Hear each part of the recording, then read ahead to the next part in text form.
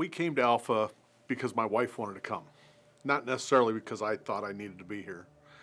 And during the Holy Spirit retreat, during the prayer and reflection time, we got up to go get soaking prayer.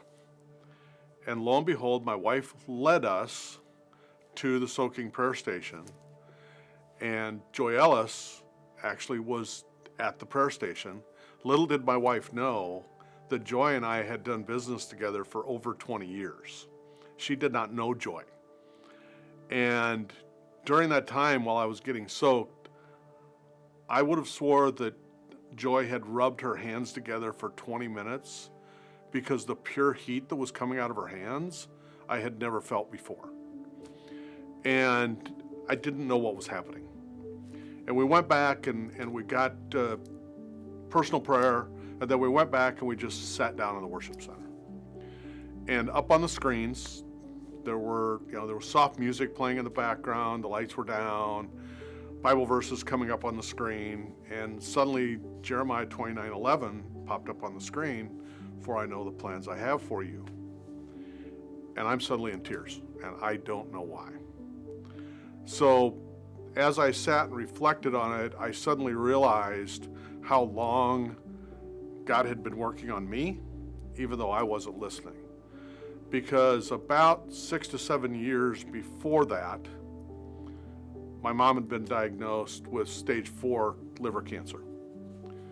And one morning she was in the hospital 4 hours away.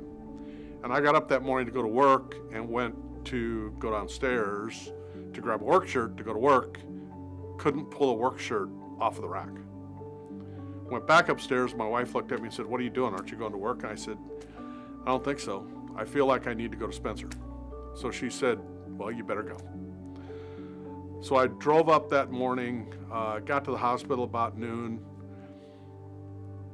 Mom was sitting up in bed, was, as I say, bright-eyed, bushy-tailed. She was better than I had seen her in a month.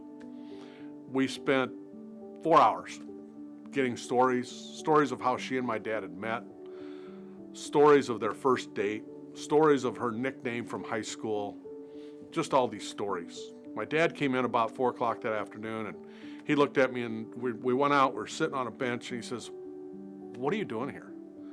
And I looked at him and truly said, "I don't know." And the next thing you know, we're both in tears. But I didn't realize it until the Holy Spirit retreat, what had actually happened that day, 6 years later. Because that evening, my mom went into a coma, and I never spoke to her again. And a week and a half later, we had a funeral. But 6 years later, at the Holy Spirit retreat, God was showing me that He had been there the whole time. I just needed to listen.